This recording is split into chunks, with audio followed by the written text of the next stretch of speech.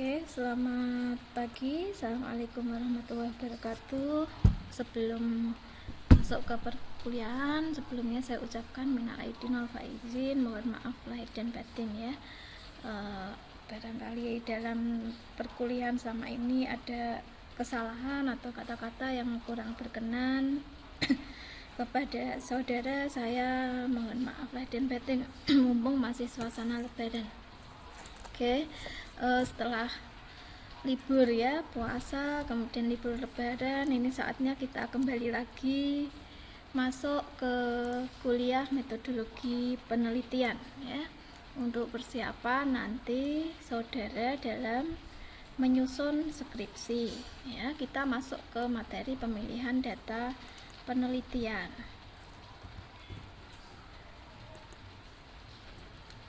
Nah, yang kita pelajari nanti di sini ada mempelajari mengenai populasi penelitian, kemudian sampel penelitian, teknik pengambilan sampel, dan menentukan ukuran sampel. Nah, sebagai pembukaan ya, kita lihat di sini. Ini ada apa ini? Ada gambar orang ya. Ada cowok cewek dia di sini ya, dan 3 orang apa ini? 3 orang Pak Tarno atau 3 orang yang biasanya pakai topi sulap gitu ya, kayak Pak Tarno itu ya. Nah, ini ada tulisan ya, but they were selected randomly. Tapi mereka dipilih apa? Secara random gitu ya. Kalau saudara lihat di sini sekilas kan mirip ya. Sekilas mirip tiga Pak Tarno ini mirip ya, dari bajunya, topinya, kemudian kakinya gitu ya, sekilas mirip. Tapi kalau Anda cermati di sini ada beberapa perbedaan ya kalau dilihat. Nah, meskipun sekilas ini topinya hampir sama, kalau Anda lihat ini kan ada beberapa perbedaan. Yang ini ujungnya agak begini ya, yang ini menghadap ke kiri, yang ini lebih miring ke kanan begitu. Ini dari topinya ya.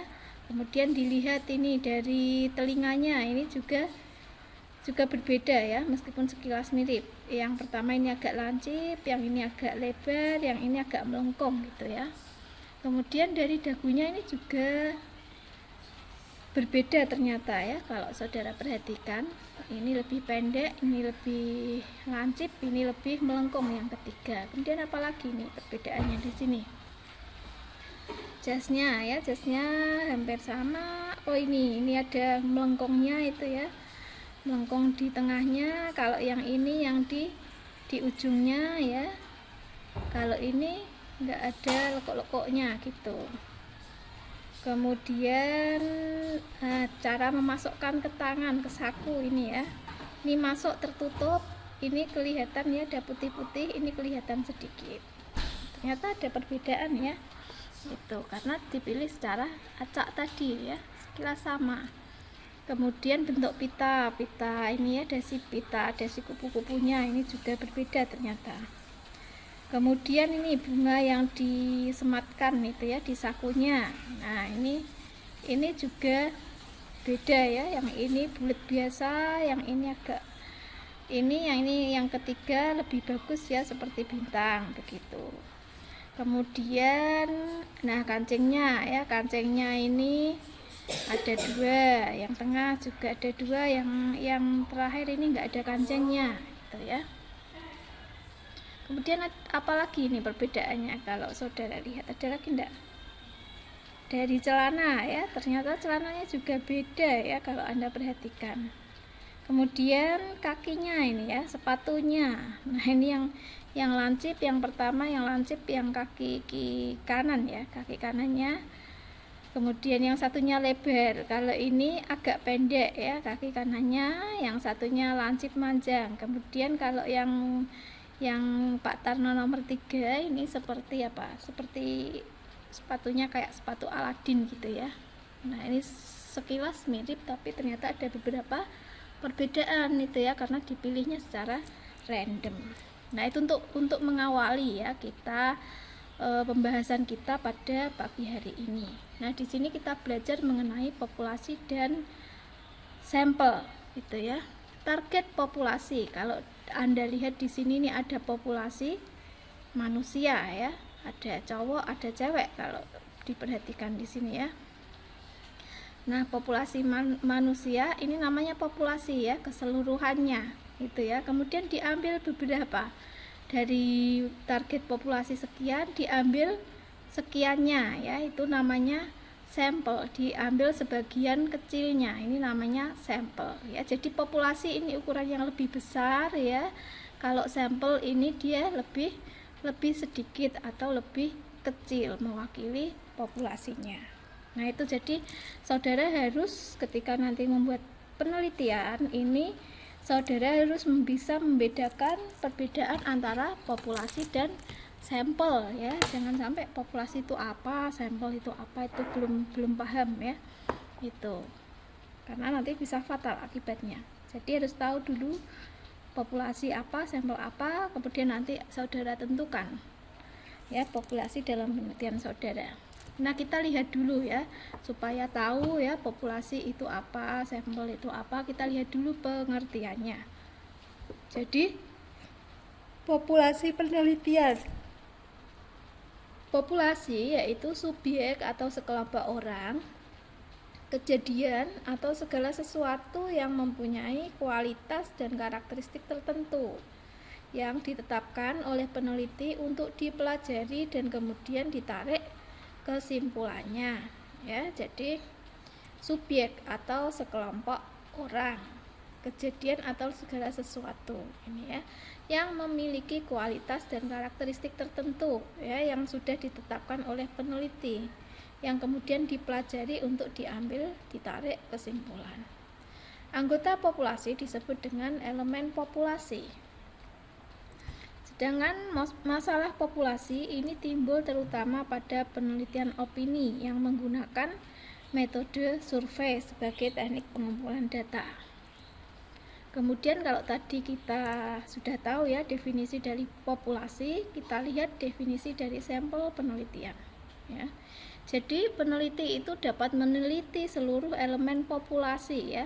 Jadi semua populasinya ini diteliti tanpa terkecuali ya, tanpa ada yang tertinggal, diteliti semua ya.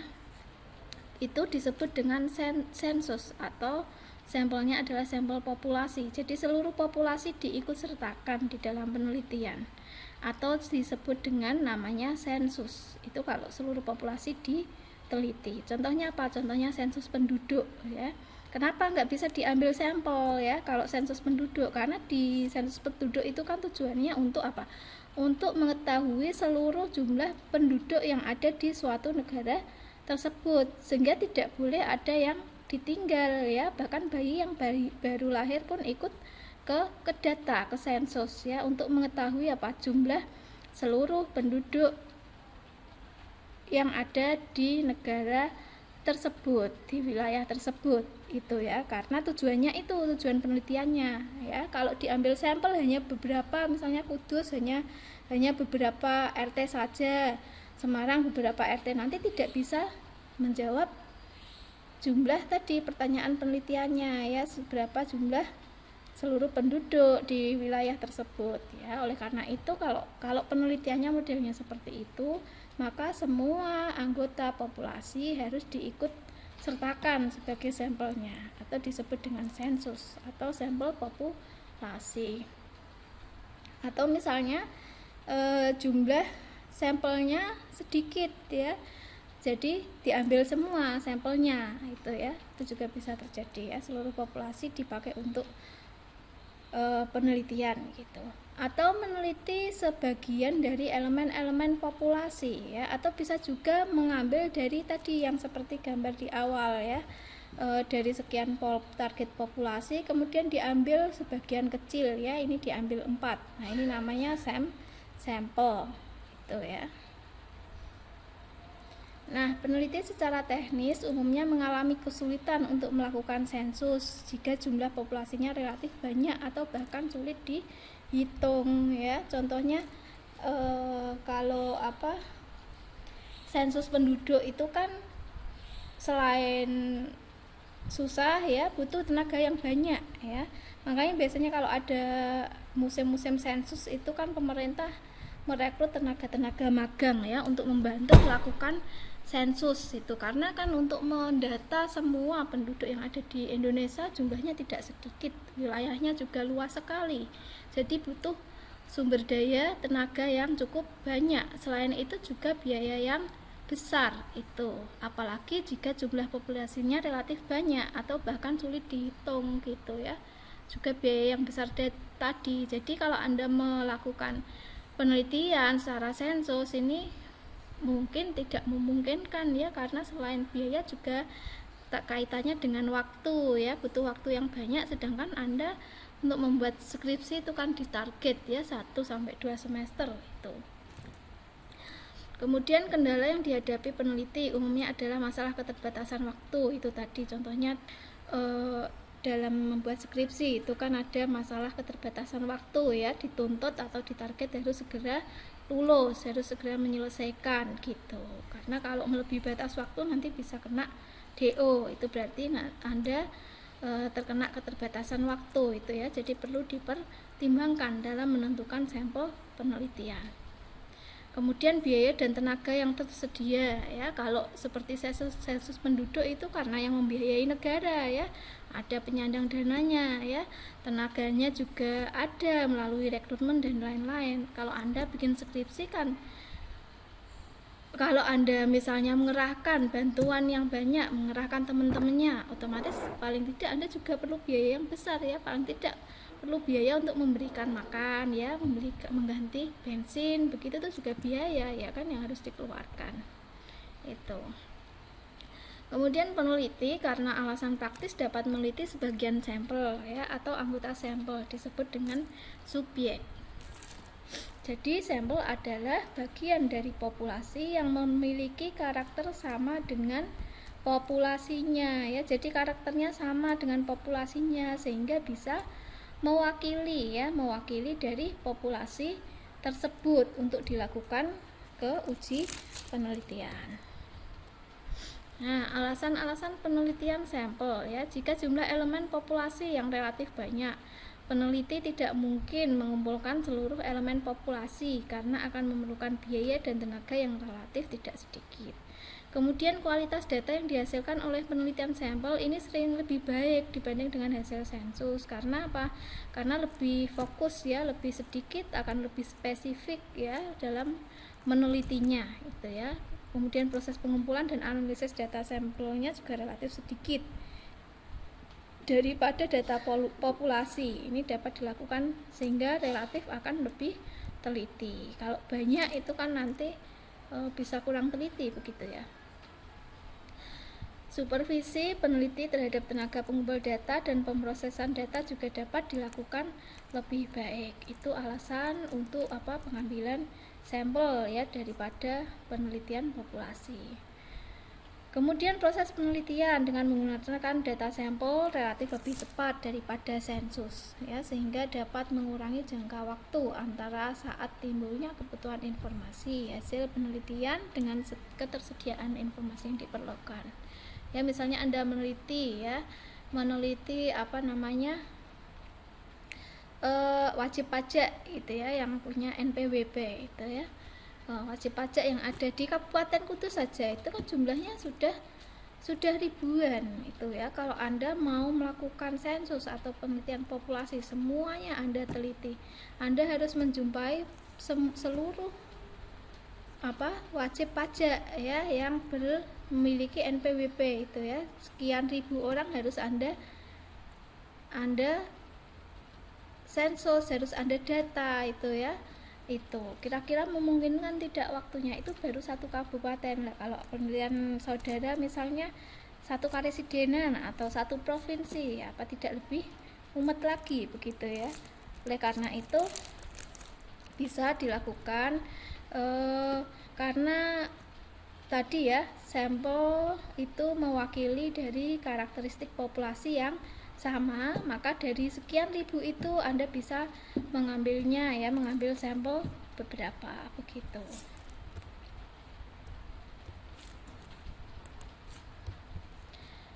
Kemudian sampel penelitian ya, permasalahan-permasalahan dalam sampel itu biasanya ini ya pertanyaannya, berapa jumlah sampel yang akan diambil. Jadi Anda tentukan nanti berapa jumlah sampel yang akan diambil. Bagaimana teknik pengambilan sampelnya. Nah, ini juga biasanya selalu ditanyakan ya di dalam ujian, baik ujian seminar, proposal maupun ujian skripsi ya. Teknik pengambilan sampel saudara bagaimana? Itu saudara harus bisa menjawab ya. Kemudian pertimbangan dalam menentukan sampel ya, seberapa besar keragaman populasinya, kemudian berapa besar tingkat keyakinan yang kita perlukan, berapa toleransinya, tingkat kesalahan yang dapat diterima, apa tujuan penelitian yang akan dilakukan, dan keterbatasan yang dimiliki oleh peneliti. Kemudian teknik pengambilan sampel ya, teknik sampling ini merupakan teknik yang digunakan dalam pengambilan sampel. Pada dasarnya, teknik sampling ini dikelompokkan menjadi dua, yaitu probability sampling dan non-probability sampling. Jadi kalau ditanya teknik pengambilan sampel itu jawabnya ini ya. Teknik yang digunakan dalam pengambilan sampel atau teknik sampling. Bisa probability atau bisa non-probability. Apa itu probability? Probability sampling itu adalah pengambilan atau penarikan sampel dalam populasi berdasarkan nilai probabilitas atau peluang atau setiap sampel yang dipilih berdasarkan prosedur seleksi tertentu dan memiliki peluang yang sama untuk dipilih ya. Jadi memiliki peluang yang sama. Probability sampling memiliki peluang yang sama, itu kata kuncinya.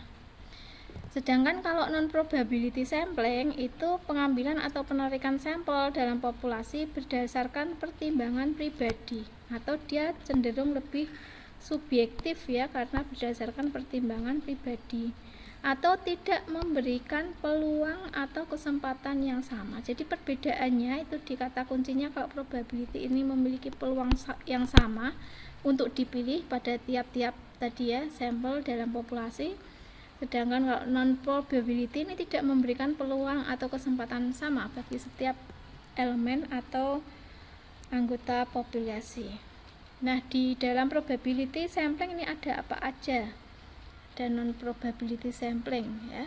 Kalau di probability sampling itu bisa simple random ya, kemudian bisa proportionate stratified, terus ada disproportionate stratified, kemudian ada teknik cluster.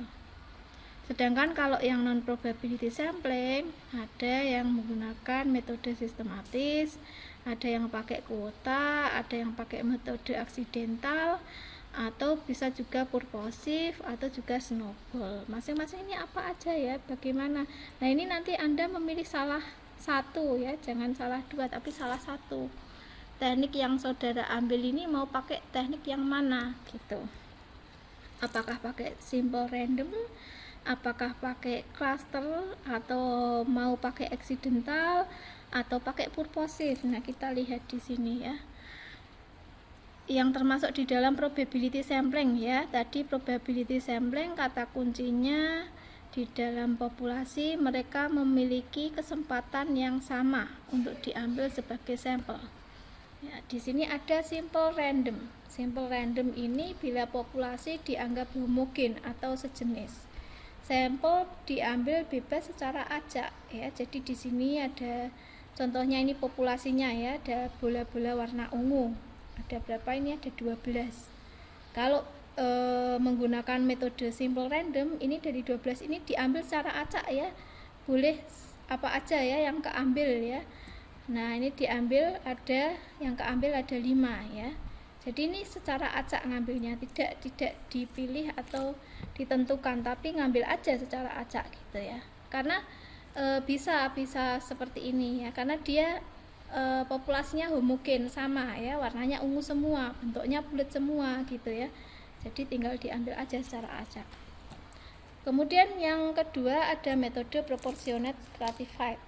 Ya, bila populasi berstrata atau tingkatannya berbeda, maka kalau pakai metode ini proportionate stratified ini kelompokkan dulu ya sesuai stratanya. Baru dari setiap strata diambil sampel secara random untuk kemudian digabung kembali. Jadi contohnya di sini ada populasi ya, ini ada populasi bola-bola warna biru tua, warna biru muda, dan warna kuning. Kemudian kalau menggunakan metode proportionate stratified, ini populasinya Anda kelompokkan dulu ya, dipisahkan dulu ya, sesuai dengan jenisnya, sesuai dengan stratanya ya. Misalnya di sini ada 3 jenis ya, dipisahkan dulu. Yang warna biru tua dikumpulkan sama-sama yang biru tua, kemudian yang warna kuning dikelompokkan jadi satu yang warna kuning, yang biru muda kemudian dipisahkan ya, dikelompokkan dulu ya, yang warna biru muda semua.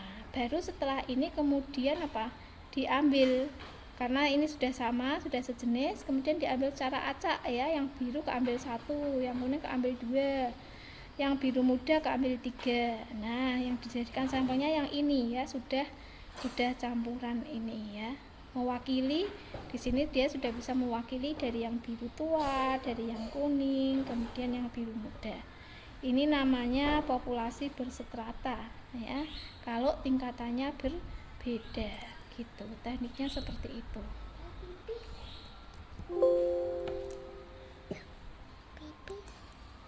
Kemudian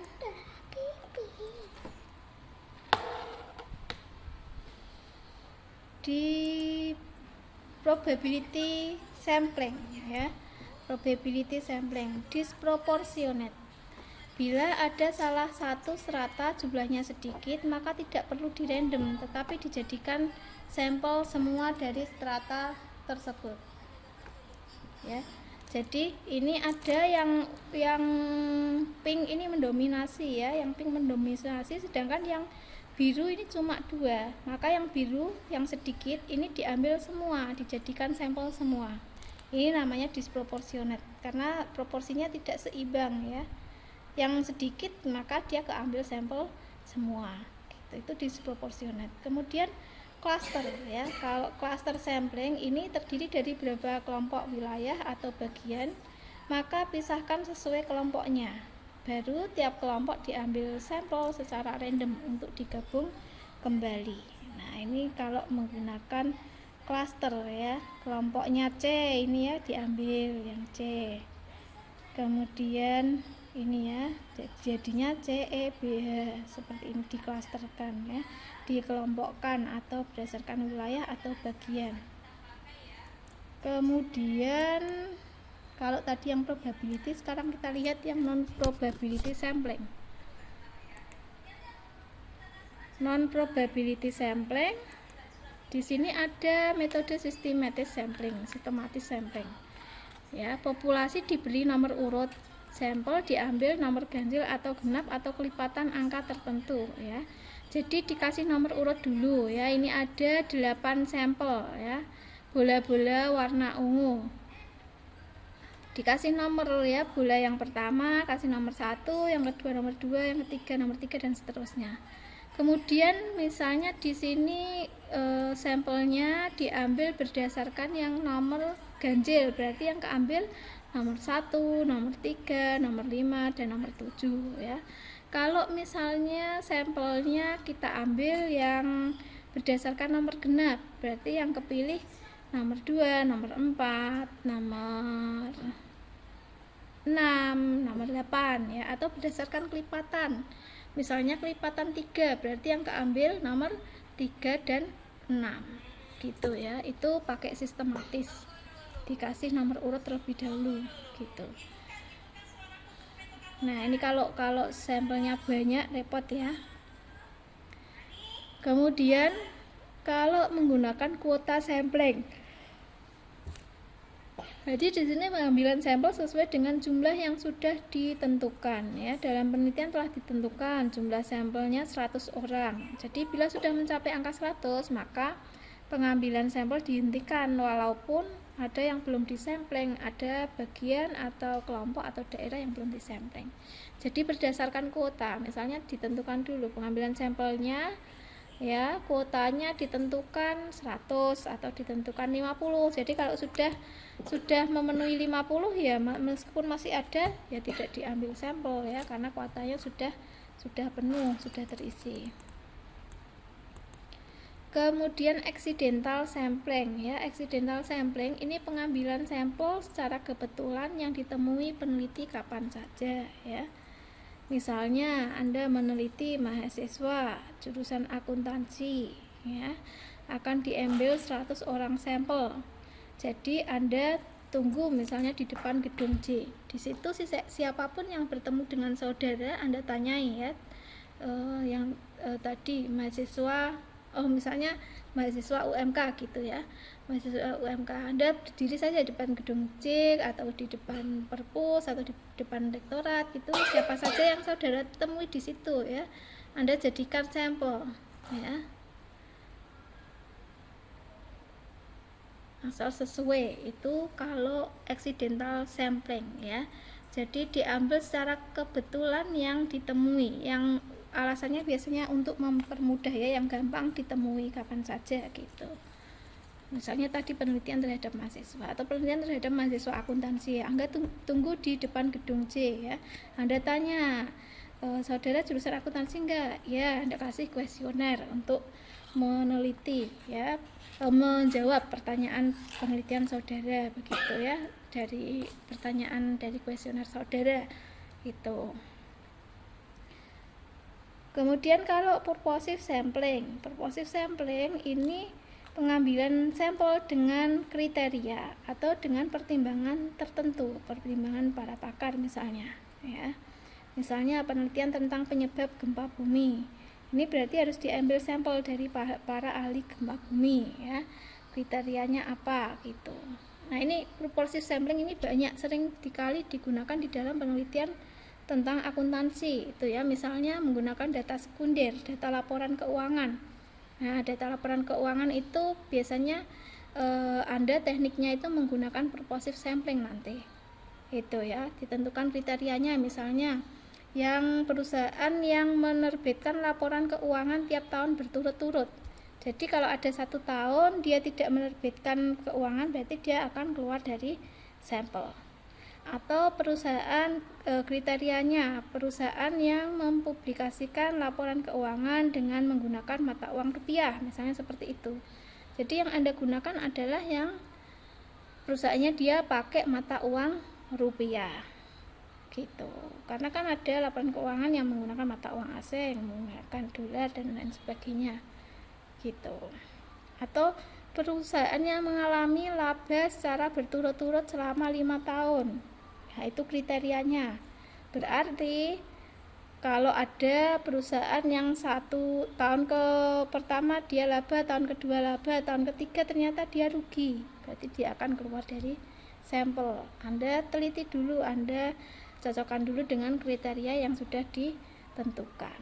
Ini biasanya yang sering banyak dipakai ya, teknik pengambilan sampelnya.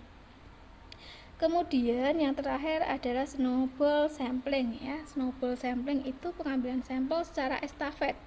Dari sampel kemudian memilih sampel yang lain. Contohnya di sini ya, sampel pertama ini warnanya agak hijau lumut ya. Kemudian dia memilih sampel hijau toska ya, dan hijau muda ya.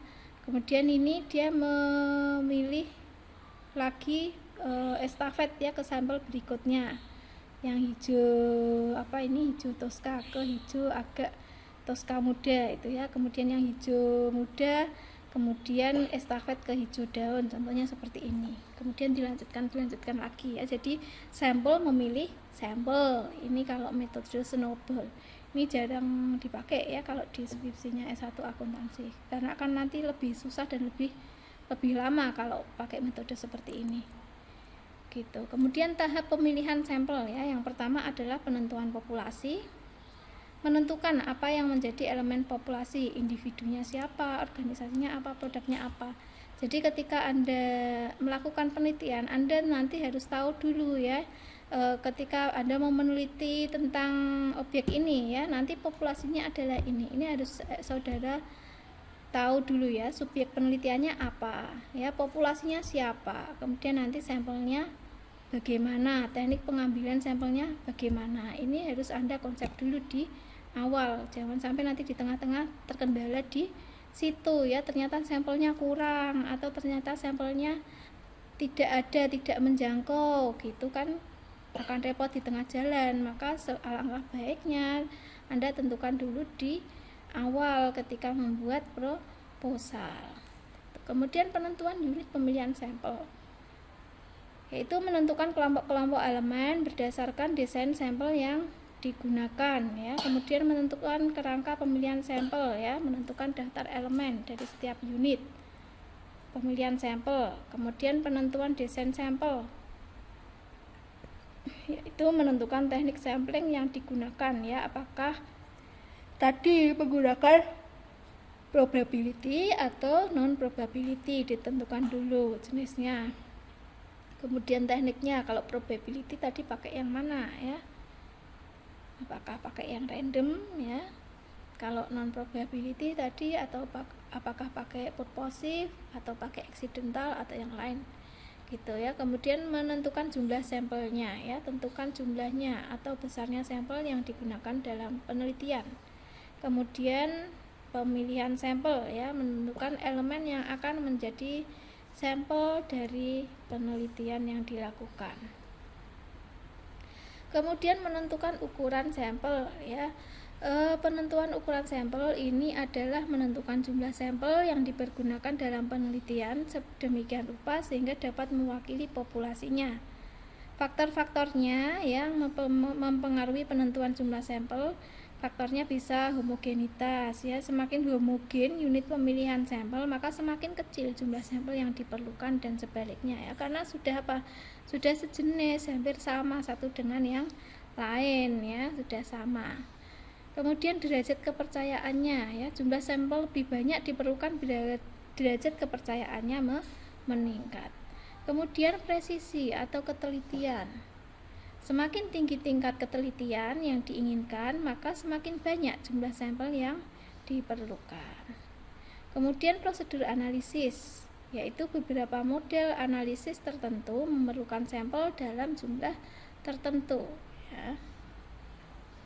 Kemudian kendala sumber daya, ini juga perlu diperhatikan ya, mengingat keterbatasan waktu, kemudian keterbatasan dana, kemudian sumber daya manusia yang ada. Apalagi kalau penelitian itu kan biasanya Anda selesaikan sendiri ya, teman Anda sudah sibuk dengan penelitiannya juga, jadi nggak bisa direpoti ya, dibantu ya, mungkin bantu ini, tapi kalau membantu sampai ke ini yang lebih rumit, lebih banyak kan tidak bisa ya, karena mereka juga punya tanggung jawab menyelesaikan skripsinya sendiri-sendiri gitu. Jadi itu perlu diperhatikan ya, keterbatasan waktu, dana, kemudian tenaga itu. Karena itu di awal tadi seperti yang saya sampaikan ya, tentukan di awal sampelnya ya, kira-kira sampelnya ini memungkinkan tidak untuk saudara teliti ya, saudara lakukan penelitian, jumlahnya ya yang layak dalam suatu penelitian, kemudian menjangkau tidak subjeknya ini Anda teliti gitu ya. Kemudian datanya bisa nggak diambil atau diperoleh gitu. Kadang ada kan penelitian biasanya diperbankan begitu ya, ada data-data yang tidak dipublish ya, kemudian Anda teliti, nanti ditolak gitu ya, karena memang data itu tidak dipublish keluar begitu ya. Kalau Anda memaksakan mau meneliti itu ya Anda nggak bisa mendapatkan data itu. Makanya ya itu pernah kejadian ya seperti itu. Jadi ya dia meneliti ya, laporan diperbankan yang ternyata itu tidak diperbolehkan untuk dipakai untuk penelitian. Dia sudah proposal, angkatnya sudah dikasihkan, ternyata ditolak. Nah ini kan akhirnya apa? Ngulang dari awal, ganti tema, ganti topik, ganti judul gitu. Makanya dipastikan dulu di awal sampelnya ini bisa diteliti atau tidak, datanya ada atau tidak gitu ya. Kalau yang menggunakan data sekunder lebih enak gitu ya. data yang sudah tersedia sudah ada. Kalau yang sudah publish ya tinggal mengambil data, misalnya data yang ada di Bursa Efek gitu ya, bisa diakses di IDX dan sebagainya tuh. Kemudian menentukan anggota sampel ya, penentuan jumlah sampel ini bisa dihitung berdasarkan formula ya, ada formulanya, bisa menurut Zygmunt. Ini kalau jumlah anggota sampel dihitung berdasarkan formula seperti ini ya. Jadi N jumlah sampel yang dipilih nanti adalah Z kali S dibagi E kuadrat. Jumlah sampel yang sudah distandarisasi sesuai dengan Z keyakinan kali standar deviasinya, kemudian dibagi tingkat kesalahan atau tingkat errornya. Kemudian ada yang menggunakan rumus Slovin. Nah ini kebanyakan anak akuntansi ini pakainya ini ya. Untuk menentukan anggota sampelnya itu hampir itu semuanya pakainya apa, kalau banyak pakai rumus Slovin gitu ya, biar sampelnya lebih sedikit, sampelnya lebih kecil gitu biasanya alasannya tuh ya. Jadi N ini ukuran sampel, N besar ukuran populasi dibagi 1 plus N ukuran populasi kali toleransi errornya ya kuadrat. Contoh misalnya diketahui jumlah populasi penelitian adalah 1.200 orang. Ya, ini kalau Anda meneliti semua kan harus meneliti 1.200 orang ya, padahal tadi boleh ya diambil berdasarkan sampel itu ya. Sementara ketidaktelitian yang dikehendaki atau tingkat errornya Anda tentukan 5% ya. Dengan demikian jumlah atau ukuran sampel yang diperlukan berapa? Ya, ini Anda bisa memasukkan ke dalam rumus Slovin ya. N-nya ukuran populasinya 1.200 dibagi 1 plus 1.200 kali 5%, ketemu 300 orang. Jadi yang jadi sampel ini adalah 300 orang ya, bukan 1.200 semuanya diteliti, tapi cukup diambil 300. Itu menggunakan rumus Slovin. Nah itu materi kita pada hari ini. Silakan nanti saudara pelajari lebih lanjut ya, dan kemudian nanti bisa untuk saudara pakai untuk bekal melanjutkan membuat proposal skripsi saudara. Oke, semoga bermanfaat. Saya akhiri kuliah kita. Selamat pagi. Assalamualaikum warahmatullahi wabarakatuh.